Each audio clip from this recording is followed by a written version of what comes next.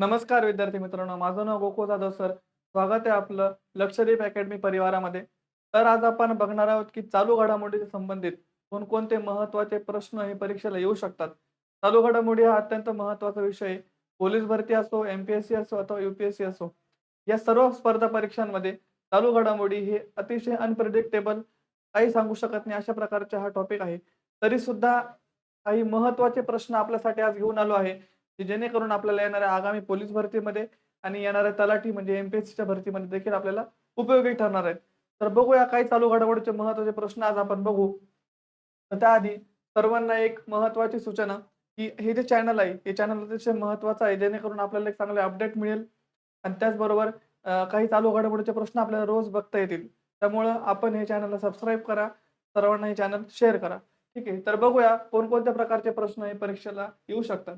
तसा आता पहिला प्रश्न आपल्या समोर आहे, की कोणते राज्य हे संपूर्ण न्यायव्यवस्था पेपरलेस करणारे पहिले राज्य ठरले आहे? ठीक आहे. कोणते राज्य हे संपूर्ण न्यायव्यवस्था पेपरलेस करणारे पहिले राज्य ठरले आहे? तर आसाम की केरळ, सिक्कीम की मेघालय? ठीक आहे. याचं बरोबर उत्तर काय असणार आहे? तर याचं उत्तर असणार आहे, लक्षात घ्या, सिक्कीम. ठीक आहे. सिक्कीम हे जे काही राज्य आहे, हे संपूर्ण पेपरलेस करणारे, संपूर्ण न्यायव्यवस्था पेपरलेस करणारे पहिले राज्य ठरले आहे. आता तुम्हाला वाटेल की केरळ असू शकतं किंवा केरळ असायला पाहिजे. केरळ होतं, परंतु केरळने संपूर्ण न्यायव्यवस्था त्यांची पेपरलेस नाही केलेली आहे. तर त्यांचे काही भाग फक्त पेपरलेस केले होते. पण सिक्कीम हे राज्य जे आहे, त्यांनी संपूर्ण न्यायव्यवस्था त्यांची ही पूर्णपणे पेपरलेस केलेली आहे. ठीक आहे. आता हे जे काही न्यायव्यवस्था आहे, आपल्याला माहिती आहे की आपल्या भारतामध्ये 3 प्रकारच्या न्यायव्यवस्था आहे. एक सर्वोच्च न्यायालय आहे. ठीक आहे. एक सर्वोच्च न्यायालय, त्याचबरोबर उच्च न्यायालय आणि जिल्हा न्यायालय. अशा प्रकारचे 3 स्तर आहे आपल्या भारतामध्ये. आता हे जे काही न्यायालय आहे, भारतामध्ये न्यायव्यवस्था ही कशा प्रकारची एकत्रित न्यायप्रणाली, म्हणजे सर्वोच्च न्यायालय उच्च न्यायालयावर कंट्रोल ठेवणे, उच्च न्यायालय जिल्हा न्यायालयावर कंट्रोल ठेवणे. तर भारतामध्ये ही जी काही न्यायव्यवस्था आहे, कशा प्रकारची आहे? एकत्रित न्यायव्यवस्था आहे. आता सर्वोच्च न्यायालयाचा कलम पण बऱ्याच वेळेला परीक्षेला विचारतात. तर भारतातला सर्वोच्च न्यायालयाचा कलम आहे 124. त्याचबरोबर उच्च न्यायालयाचा कलम आहे 214. ठीक आहे. 124 आणि 214 अशा प्रकारे हे उच्च न्यायालय आपल्या भारतामध्ये आहे. तर ह्या गोष्टी फार महत्त्वाच्या आहेत. त्याचबरोबर सर्वोच्च न्यायालय कुठे? दिल्लीला आहे. भारतामध्ये किती उच्च न्यायालय आहे सध्या? एकूण 25 उच्च न्यायालय. भारतामध्ये सध्या 28 राज्य आहेत. त्यापैकी 25 उच्च न्यायालय आणि एकच सर्वोच्च न्यायालय म्हणजे दिल्लीला आहे. आणि महाराष्ट्रामध्ये आपल्याला माहिती आहे बॉम्बे उच्च न्यायालय. बॉम्बे उच्च न्यायालयाची खंडपीठ आहेत. ठीक आहे. म्हणजे बॉम्बे उच्च न्यायालयाची खंडपीठ आहेत. कुठे-कुठे आहे? नागपूर, त्याचबरोबर छत्रपती संभाजीनगर,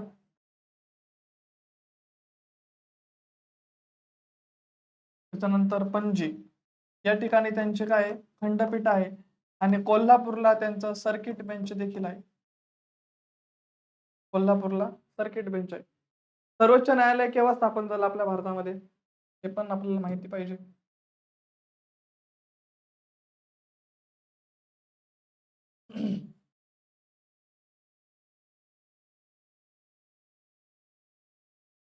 तर लक्षात घ्या, सर्वोच्च न्यायालय जे आहे, त्याची स्थापना भारतामध्ये ही स्वातंत्र्यानंतर झालेली आहे. 26 जानेवारी 1950. हे सर्वोच्च न्यायालय केव्हा स्थापन झाले? 26 जानेवारी 1950. आणि उच्च न्यायालय केव्हा स्थापन झाले? 1861 च्या कायद्यानुसार 1862 मध्ये भारतामध्ये उच्च न्यायालय स्थापन झाले. सुरुवातीला 3 उच्च न्यायालय स्थापन झाले होते. बॉम्बे, त्याचबरोबर मद्रास, त्यानंतर कोलकाता. ठीक आहे. हे देखील बॅकग्राऊंडची माहिती गरजेची आहे, जी राज्यघटनेशी संबंधित आहे. ठीक आहे. त्याचं उत्तर काय आहे? तर सिक्कीम हे उत्तर आहे. अशा प्रकारे जर तुम्ही अभ्यास केला कोणत्याही प्रश्नाचा, फक्त प्रश्न वाचून उत्तर देणं अपेक्षित नसतं. त्याचं एक्सप्लेनेशन आणि त्या रिलेटेड जी महत्त्वाची माहिती ती देखील आपल्याला वाचणं गरजेचं आहे. पुढचा प्रश्न बघू आपण. सर्वोच्च न्यायालयात न्यायाधीशांची सध्या संख्या किती झालेली आहे? 36, 38, 37 की 35? ठीक आहे. सर्वोच्च न्यायालयामध्ये जे काही न्यायाधीश असतात त्यांची संख्या सध्या किती आहे? तर लक्षात घ्या 37 आहे आणि अधिक 1 38 अशा प्रकारे. तर आपण प्रश्नामध्ये काय दिले? न्यायाधीश. प्रश्नामध्ये काय दिले? न्यायाधीश. त्यामध्ये सरन्यायाधीश, अधिक न्यायाधीश असं काही दिलेलं नाहीये किंवा सरन्यायाधीशांना पकडून न्यायाधीशांची संख्या किती असं काही दिलेलं नाहीये. त्यामुळे याचं उत्तर काय येईल? त्याचं उत्तर येईल 37. याचं उत्तर येईल 37 कारण की प्रश्नामध्ये फक्त न्यायाधीश दिलेले. पण प्रश्न असा असता की सरन्यायाधीशांसहित न्यायाधीशांची संख्या किती झालेली आहे? त्याचं उत्तर असतं 38. ठीक आहे. याचं उत्तर 38 असतं. तर लक्षात घ्या प्रश्न काय त्याच्यावर अवलंबून आहे. पण आपण जर नीट बघितलं तर 37 ही न्यायाधीशांची संख्या आहे आणि एक सरन्यायाधीश असं एकूण 38 न्यायाधीश आहेत. 38 न्यायाधीश अधिक सरन्यायाधीश अशा प्रकारे आहे. आता हा जो काही बदल आहे, हा बदल कोण करू शकतं? म्हणजे न्यायाधीशांची संख्या जी आहे, न्यायाधीशांची संख्या न्यायाधीशांची संख्या वाढवण्याचं काम कोण करू शकतं?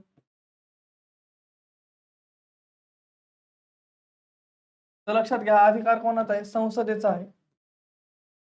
ठीक आहे. जे न्यायाधीश असतात, न्यायाधीशांची संख्या वाढवण्याचं काम संसद करतं. पण ते कुठे? सर्वोच्च न्यायालय. सर्वोच्च न्यायालय. आणि उच्च न्यायालयामध्ये त्यांची संख्या वाढवण्याचं काम कोण करत शकतं? राष्ट्रपती. हा फरक लक्षात घ्या. उच्च न्यायालयामध्ये जे काही न्यायाधीशांची संख्या असते ती वाढवण्याचं काम राष्ट्रपती करतो आणि सर्वोच्च न्यायालयामध्ये संसद करतो. आता हा जो काही वाढ आणि घट जो काय आहे किंवा वाढच म्हणू शकतो आपण, घट तर होणार नाही. ही जी काही वाढ आहे, ती वाढ कोण करू शकतं? तर संसद. आणि कोणत्या कायद्यानुसार? तर सर्वोच्च न्यायालय अधिनियम 1956. ठीक आहे. 1956 त्यानुसार त्यांच्यामध्ये वाढ होते. ठीक आहे. समजलं इथपर्यंत? पुढचा प्रश्न घेऊ आपण. कसोटी क्रिकेटमध्ये 100 षटकार मारणारा पहिला भारतीय खेळाडू कोण ठरलेला आहे? विराट कोहली, रोहित शर्मा, ऋषभ पंत की महेंद्रसिंग धोनी? ठीक आहे. 100 षटकार मारणारा कोण खेळाडू ठरलाय? तर याचं उत्तर आहे ऋषभ पंत. ठीक आहे. ऋषभ पंतने श्रीलंकामध्ये जी काही टेस्ट क्रिकेट झाली होती, श्रीलंका विरुद्ध भारत. श्रीलंका विरुद्ध भारत. ठीक आहे. त्याच्यामध्ये ठिकाण श्रीलंका.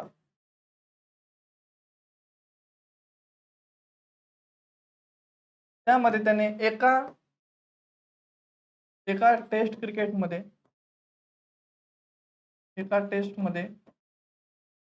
त्याने 100 षटकार मारले. 100 सिक्स मारले आणि असा करणारा तो पहिला भारतीय ठरलाय. मग आता जगामध्ये कितवा क्रमांकाचा आहे? जगात तो 3रा क्रमांक आहे. जगात 3रा. मग पहिले 2 कोण आहेत?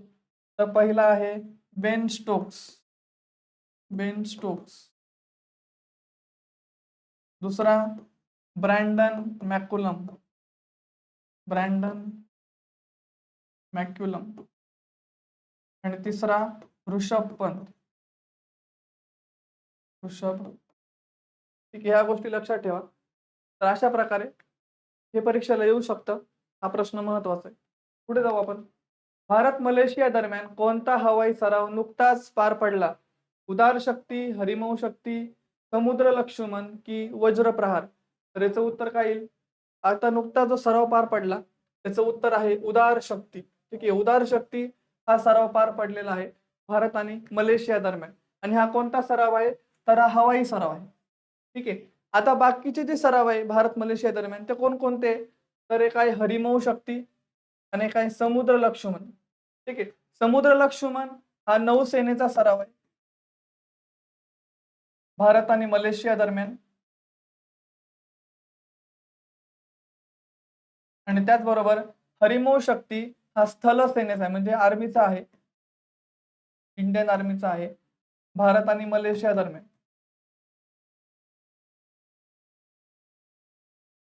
आणि उदार शक्ती हा हवाई सराव आहे भारत आणि मलेशिया दरम्यान. आणि वज्र प्रहार हा भारत आणि अमेरिकेदरम्यान आहे. भारत अमेरिका स्थलसेना. अशा प्रकारे ही गोष्ट लक्षात ठेवा. वज्र प्रहार हा भारत अमेरिकेदरम्यान आहे. पुढचा प्रश्न घेऊ. कोणत्या राज्यातील ग्लो सरोवरास 101 वेळ रामसर स्थळ म्हणून घोषित केलेले आहे? राजस्थान, आसाम, मेघालय की अरुणाचल प्रदेश? काय उत्तर येईल याचं? तर आता नुकतंच त्यांनी 101 वा रामसर स्थळ घोषित केलेले. भारतामध्ये आतापर्यंत 100 होते. आता 101 जो आकडा शुभ आकडा असतो, त्या आकड्यानुसार रामसर स्थळ घोषित केलेले आहे. तर तो कोणता आहे? अरुणाचल प्रदेश.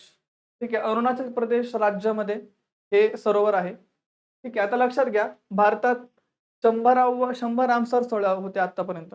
बरं, रामसर स्थळ म्हणजे काय? हे आधी लक्षात घ्या. रामसर स्थळ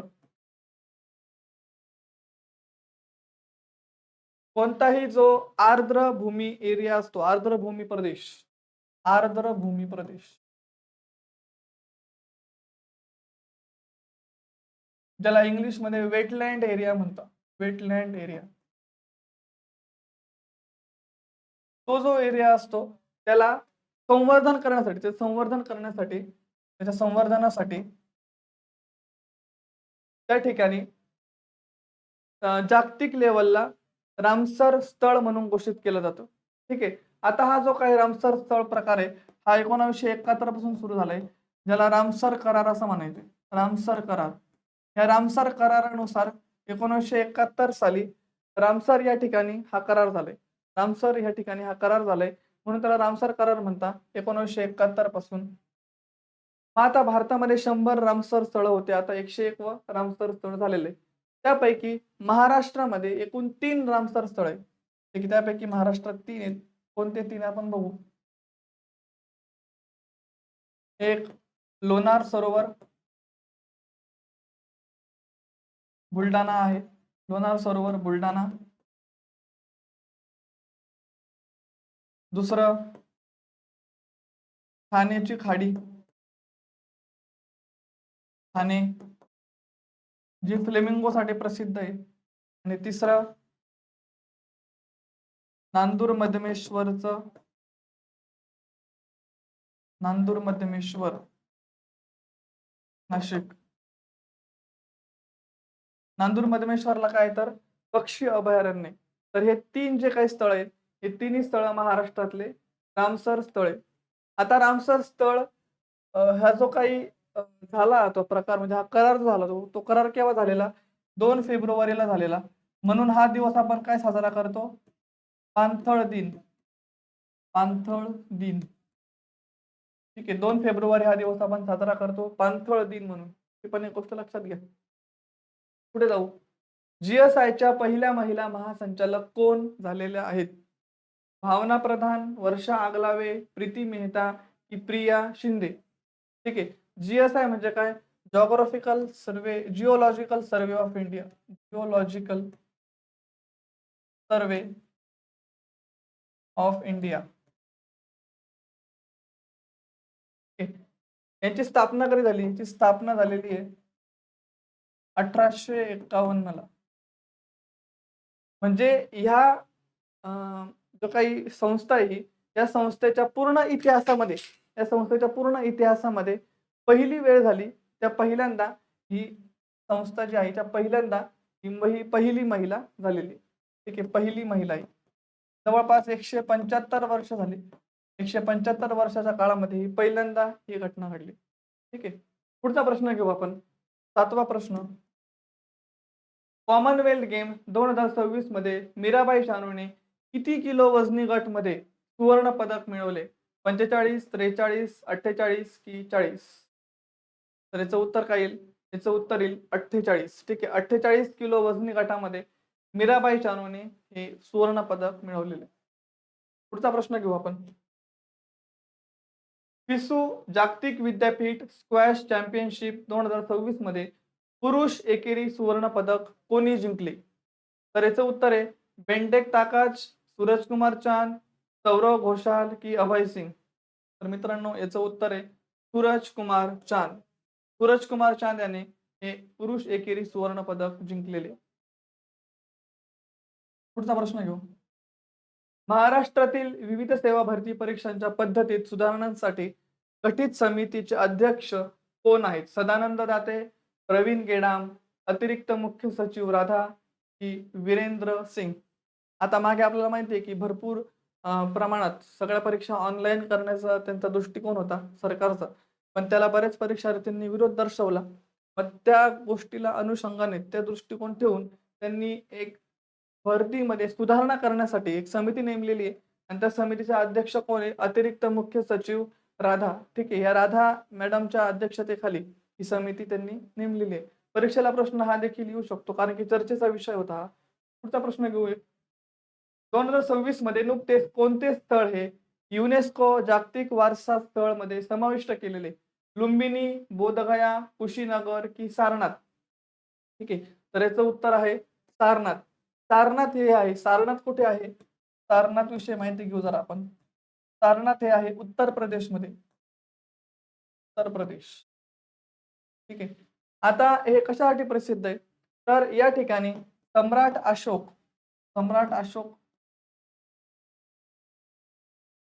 यांचा स्तंभ आहे. त्याला अशोक स्तंभ बोलतो आपण. सम्राट अशोक यांचा स्तंभ आहे जिथे 4 सिंह आहेत. बरोबर का नाही? त्या स्तंभावर 4 सिंह आहेत.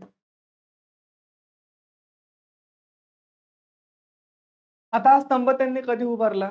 तर ज्या वेळेस अशोक राजा सम्राट अशोक जे होते त्यांनी जे काही युद्ध केलं होतं, ठीक आहे, कलिंगचं युद्ध. कलिंग युद्ध जे केलं, कलिंग युद्धानंतर त्यांनी बौद्ध धर्माचा प्रचार केला. त्यांना त्या गोष्टीचा पश्चाताप झाला की युद्ध हे चांगलं नाही. त्यामुळे अहिंसेचा मार्ग त्यांनी स्वीकारला बौद्ध धर्माप्रमाणे आणि बौद्ध धर्माचा प्रचार करण्यासाठी त्यांनी इथे हा स्तंभ उभारला आणि त्या ठिकाणी म्हणून हे प्रसिद्ध ठिकाण आहे सारनाथ हे ठिकाण. ठीक आहे. आता त्यामध्ये जे सत्यमेव जयते जे लिहिलेले, सत्यमेव जयते मात्र इथे लिहिलेलं नाहीये. सत्यमेव जयते हे मुंडक उपनिषद मधून घेतलेले. सत्यमेव जयते मात्र ह्या स्तंभावर लिहिलेलं नाहीये. तर ते कुठे आहे? तर ते मुंडक उपनिषद मध्ये. आणि हे मुंडक उपनिषद मधला सत्यमेव जयते आणि अशोक स्तंभ या दोघांना एकत्रित करून आपण आपलं एम्ब्लम आपलं बनवलेलं आहे भारताचं. ठीक आहे. भारताची राजमुद्रा आपण बनवलेली. ठीक आहे. बाकीचे हे जे काही बाकीचे जे स्थळ आहेत, लुंबिनी या ठिकाणी जन्म झालेला आहे बौद्धांचा. बोधगया या ठिकाणी त्यांनी पहिलं भाषण त्यांचं पहिलं प्रवचन झालंय आणि कुशीनगर हे पण ठिकाण नाही. त्यामुळे याचं उत्तर काय? सारनाथ आहे. ठीक आहे. अशा प्रकारे आता हे जे काही जागतिक वारसा स्थळे भारतामध्ये किती आहेत? तर भारतामध्ये आहे 45. 101 रामसर स्थळ आणि 45 जागतिक वारसा स्थळ हे भारतामध्ये आहे. ठीक आहे. 1995 पासून हे तात्पुरतं जागतिक वारसा स्थळामध्ये होतं हे सारनाथ. आता त्यांना परमनंटली जागतिक वारसा स्थळामध्ये समाविष्ट केलेले. तर अशाच प्रकारचे हे महत्त्वाचे प्रश्न आहे. त्याचं आपण एक्सप्लेनेशन बघितलं. त्यामुळे अशाच प्रकारे ह्या प्रश्नांच्या अपडेटसाठी अशाच प्रकारे चालू घडामोडींसाठी या चॅनलला तुम्ही सबस्क्राईब करा.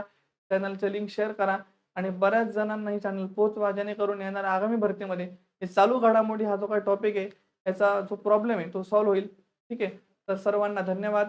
जय हिंद.